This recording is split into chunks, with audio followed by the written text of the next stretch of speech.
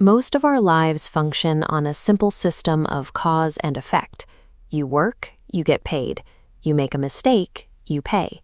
It can feel like living inside an exhausting balance sheet, where every action is weighed and measured.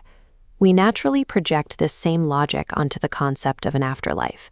We tend to imagine the pearly gates as a final performance review, where our good deeds are tallied up against our bad ones to see if we make the cut.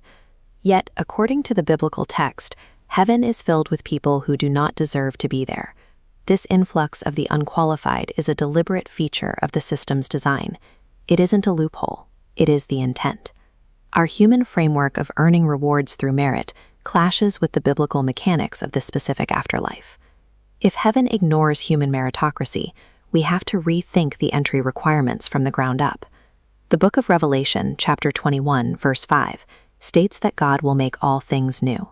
This promise focuses on structural change rather than cosmetic upgrades to physical bodies or geography. The promise operating within this system is complete redemption. Look at the demographics of who is meant to populate this space. You will find people who lived in sin, people who failed repeatedly, and people who caused deep hurt. Broken, lost people. And if we look at our own lives with any real honesty, that list includes us. Every person falls into this broken category.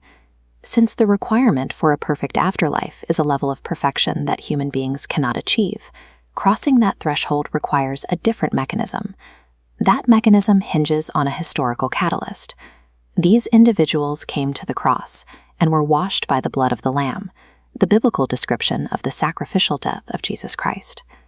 This diagram shows how that mechanism, grace, functions.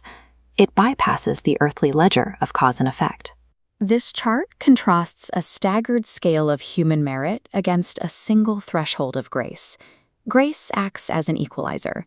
Rather than forcing individuals to climb individual steps of merit, it sweeps every data point past that line at once, regardless of a person's earthly track record. Entry is granted through God's mercy. It relies on His intentional choice to save sinners, rather than weighing their individual achievements. No one walks through those gates because they earned it. Walking in is the result of unearned forgiveness. We are used to living in environments shaped by human flaws and pain. An ecosystem built on wisdom and grace operates under different rules.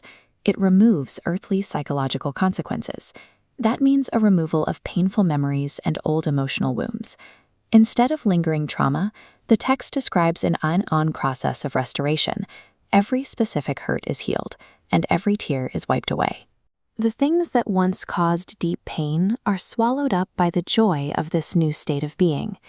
By removing this psychological and emotional suffering, heaven provides an end to the human condition as we know it. So, how do individuals view one another in an ecosystem devoid of merit? It requires an identity reset. When people look at each other, the past, with all its earthly failures and sins, is removed from human perception.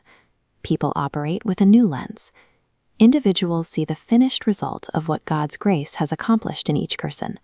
Every resident is defined solely by who God has made them to be. When you strip away the balance sheets of our lives, you are left with a humbling relief: redeemed, forgiven, made completely new.